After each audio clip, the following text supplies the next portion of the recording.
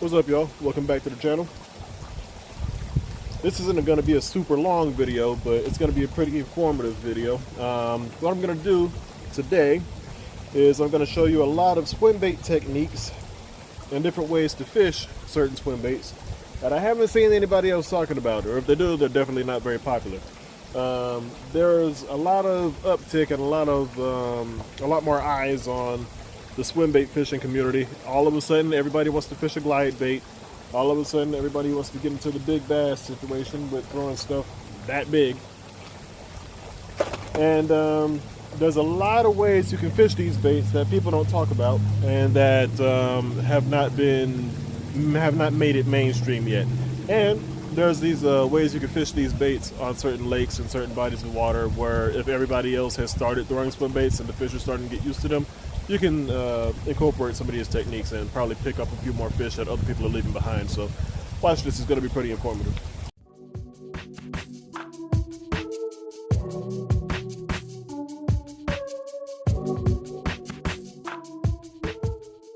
All right, we are tied up. First things first, let me clip that tag in. First things first, everybody always asks, what size line do you throw for swim baits? That's a really common question. For smaller swim baits that weigh anywhere between 1.5 ounces up to maybe 2.5 ounces, you can get away with 17 to 20 pound. When I go 3 ounces and up, that's when I use 25 pound.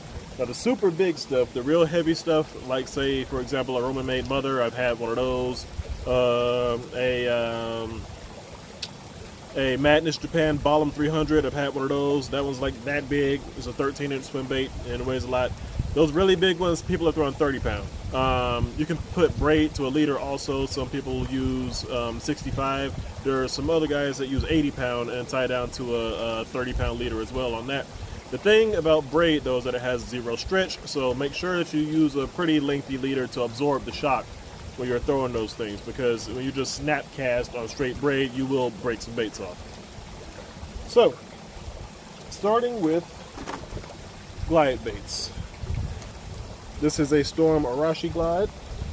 This is a 7-inch bait. I showed you guys in my glide bait video that I did a while ago a little bit about this bait, but there are some glide bait techniques, or at least one glide bait technique I'm going to show you for the sake of this video,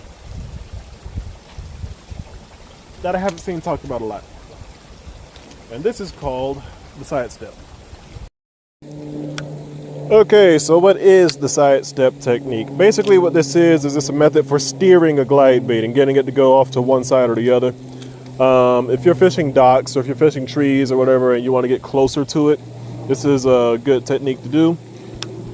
You don't even have to be directly on your target. Depending on how wide your glide bait swims from side to side, you can base it on how much distance you actually need in order to get close to it. The Arashi glide has a decent swim, a decent range from left to right. It will go about up to 3 feet. So keeping the bank as my target, let's say that there's a floating dock right here. I can throw a couple feet off to the side of it, and watching my bait, all you do is you cut off your glide going to one side and you can steer it closer to where you want it to go. Most people with glide baits, they're trying to get a fish to come from cover out of it to come and eat it. Swim baits have great drawing power, but as the fish are starting to see more of these things, more times than not, you can pull them out of the cover, but it's starting to get to be a better idea to bring the bait to the fish instead of trying to get the fish to come to the bait. So what I'm doing here, as it's coming to the right, I'm cutting off that glide and I'm steering it to the left.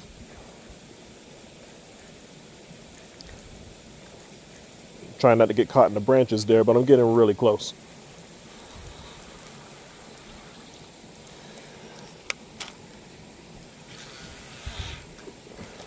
A little bit too close that time. But What I'm doing is I'm steering the bait closer to one side than the other. This is good for fallen trees, docks, any brushy cover you find on the bank, just anything that happens to be in the water you think there's a fish on. You can steer your bait towards the cover. And that's a good way to catch some fish. Now, another way to fish a glide bait, a lot of people aren't doing a lot, is to burn and stop it. Most people have a meandering side to side type of movement with most of their glide bait fishing. There's not a lot of people that think to fish a glide bait fast, but burning it and stopping it can get you a lot of bites, especially when fish are active. If I got a school of fish, they're up there feeding on shad, they're reacting aggressively. I got a windy day, there's a lot of chop on the water and stuff like that. You can fish a boldly colored glide bait very fast, and you can make some fish bite that otherwise wouldn't respond well to that super slow left to right swim. And it's always when I stop that I get bit whenever I'm doing that. Now, it doesn't work all the time because of the sheer size of the bait, but when it works, it works. By the way, there's a lot of talk about using a snap or just tying direct to big swim baits. Me personally, I like to use a snap. These are specialized snap. I don't really agree with using a snap most of the time, like most people, but to me it depends on what kind you use. I wouldn't use like a regular snapper, and especially not a snap swivel or anything like that. What I'm using is a Decoy Japan egg snap. The only sizes I use for swim bait fishing is a size 4 and a size 5. That size 4 has a 90-pound break strength, and the size 5 has over 100, well over 100. Your line is going to break before you ever break that snap, so you don't have to worry about that. What I like about these is that they have that nice round bend to them, so it adds to the action whenever I'm fishing a swim bait. If I'm fishing a glide bait, I get a nice wide glide, and it gets a wider glide when using a snap versus not. That's the main reason why I use them. Plus, it's easy to swap out lures when I'm doing demonstrations or if I'm just trying to be quick and fun fishing and things like that. The next bait is a wake bait. I didn't bring any MS Slammers with me or wade hogs or anything like that, so what we're going to use is this bull shad wake bait. Wake baits in particular are not a super popular swim bait category as a whole. Most people, when they pick up a wake bait, a lot of guys are going towards rats now. Most popular swim baits out there right now are the glide baits and the boot tails, but wake baits are really, really great lures. They're kind of underutilized to me. Wake baits as a category, even with regular conventional gear, a lot of people aren't using those. Everybody's throwing buzz baits and spooks and whopper floppers and whatnot, but wake baits are not to be overlooked. These things are straight fish catchers. They're also great nighttime lures. If you want to throw a big swim bait at night, throw a wake bait at night, you can get you some big fish. But these are a couple of techniques that I use with this that a lot of people aren't generally using. So, as an example, this is how most people fish a wake bait. They throw it out, they let it hit the water, they wait until the rings disappear, and then they just slowly turn the handle and just slowly let that bait wake across the top and leave a little bulge on the water. That's all they do with them. You got some people that will speed it up, but that's about it. That's how most people, 99% of people, fish a wake bait. Throw it out, reel it in. And a lot of people don't really branch out from that. Now, here's a couple of things you can do to it that will increase your likelihood of getting bit. Or at least it has for me. The burn and stop. Give it a couple cranks and stop. Give it a couple cranks across the top, stop. Normally when you pause is when you get bit. It's not as slow and steady type of retrieve, but it's a good reaction type of retrieve. You can get a reaction straight doing that. Another way I like to fish these you can actually walk a wake bait. Now the longer, thinner bodied ones do a better job at this, like a MS Slammer, for example. The 9-inch and 12-inch MS Slammers do a better job at that because they got that long body. But this little short bull shad doesn't do bad either. What I'm doing is I'm keeping kind of a semi-slack line, and I'm just kind of popping the slack.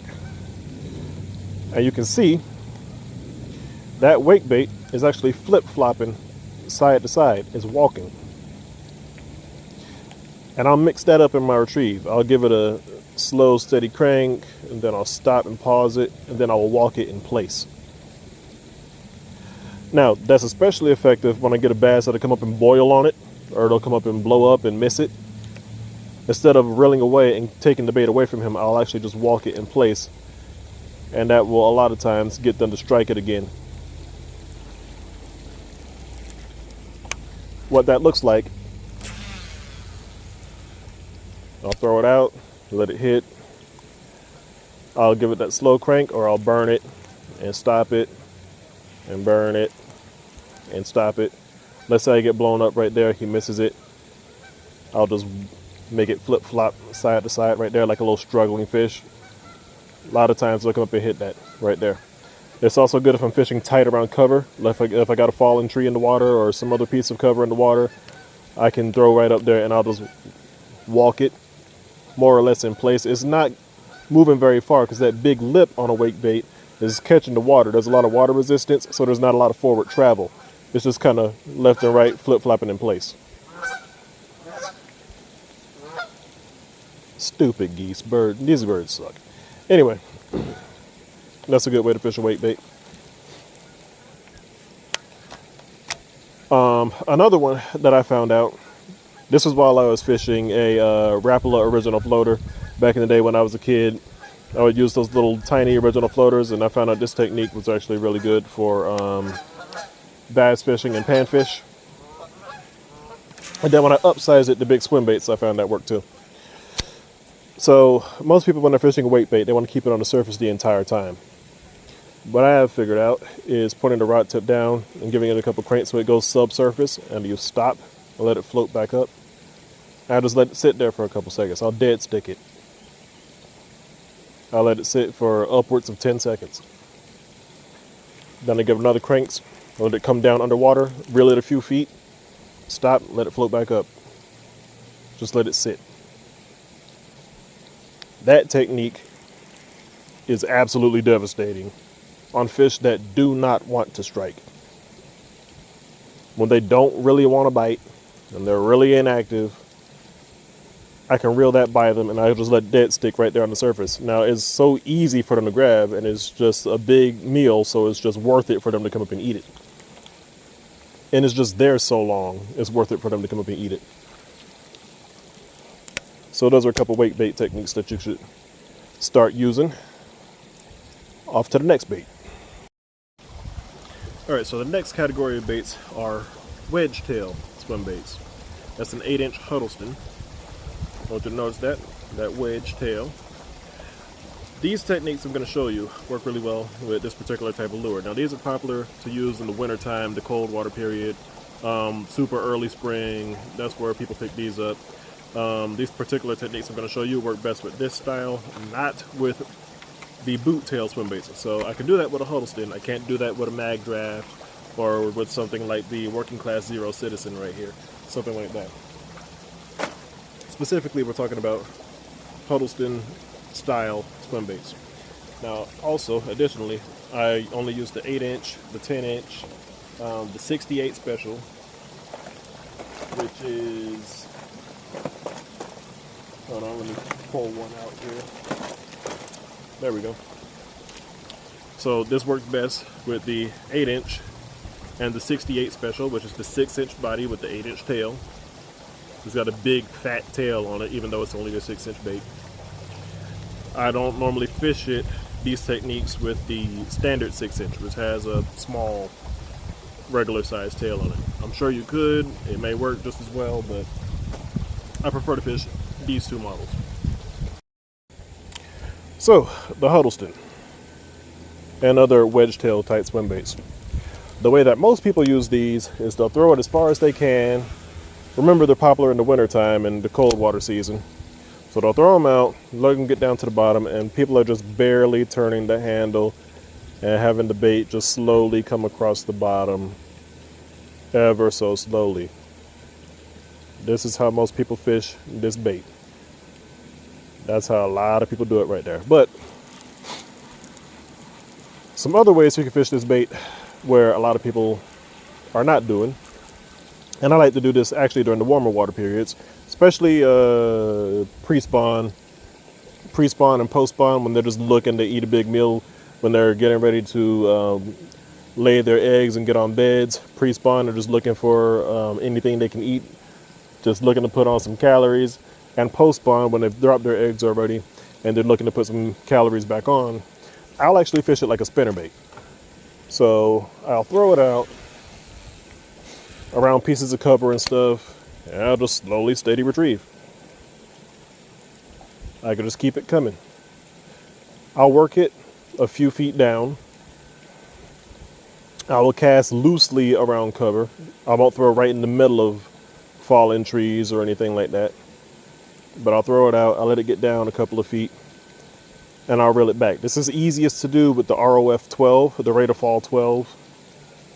You can do it with an ROF 5 and some shallower ponds and stuff like that. But by and large, I prefer to use the 12. I'll let it get down a few feet, and I'll just slowly retrieve it. When I feel like I'm getting too much lift on it, I'll just pause, let it drop down, and just continue my retrieve. Now, another way that I like to fish the Huddleston, believe it or not,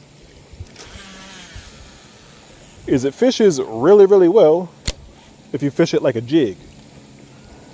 Throw it out, let it get down to the bottom, and I'll actually drag it with my rod tip. Drag it, pause, reel in the slack, shake it, pause, reel in the slack, drag. This works really well over a rocky bottom or out over a bottom that has sparse cover. I wouldn't throw it around really heavy stuff or really thick stuff because these things are snag prone.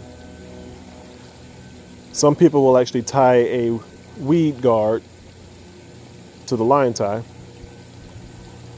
but you can fish these things like a jig. You can do the Butch Brown rig also with a treble hook on the back, but I prefer to just use the jig hook on it when I'm fishing it like a jig, like this. Now, when they eat it, they actually eat it. You get kind of a jig bite on the big swim bait. They'll thump it pretty good a lot of times. Sometimes they'll just pick it up and just hang on to it. You just feel the extra weight where they just grab it. But most of the time, doing this technique, they thump it pretty good. At which point, you fish it like a regular jig. You just reel down and set the hook real hard and keep them coming. So, fishing a Hud like a jig is a really good way to go that a lot of people aren't doing. Just the name SWIMBAIT is making a lot of people fish it and they want it swimming the entire time, but you can drag it and let it sit on the bottom and fish it like a jig. Now, what makes that work is the fact that the Huddleston in particular will sit up and it will swim at extremely slow speeds. So when I pause it, it may look like a little dying fish or dying shad, something laying on its side, but the second that I start moving it again, it will come right side up again and start swimming with a slow, lazy paddle of the tail. And that's a really, really deadly effective way to fish this bait. Now, on a side note, these really big Kitex, these most of the time I use a 6.8. I don't really use the 7-inch one, but the 6.8, I like to take this and put it on a big owner beast hook, and you can do those same techniques with this bait. The reason for that is because the tail will wag at slower speeds than most of your other normal boot tail type swim baits. For example, the Megabass Mag Draft or the burrito bait, like that one there with the boot tail. Normally you have to be fishing a boot tail swim bait faster to get any movement out of the tail. That's why the wedge tail is the primary for that. But the Kitex in particular on the owner beast hooks, they'll still give you good action and they'll still fish well if you're fishing them like a jig. They just have a super wide tail wag, so I would rather use that when the water's warmer, like how it is now. Right now it's September, so from right now going into about November, I could fish these more or less the same way. But once we start getting to the cold water period, then I'll switch over to the hoods. But this is pretty much one of the only boot tails I found that I can do those same things with and still get good action. All right, that's it. So those are a couple of big swim bait techniques that I don't think there's a whole ton of people using out there. Hopefully those catch you guys some more fish. Now that I've done my demonstrations and everything, I'm going to actually attempt to catch a fish for real when I'm done with all my examples. All right, so any questions, you guys let me know. Any future videos you want to see, let me know those also in the comment section. And I'll see you guys next time. Peace.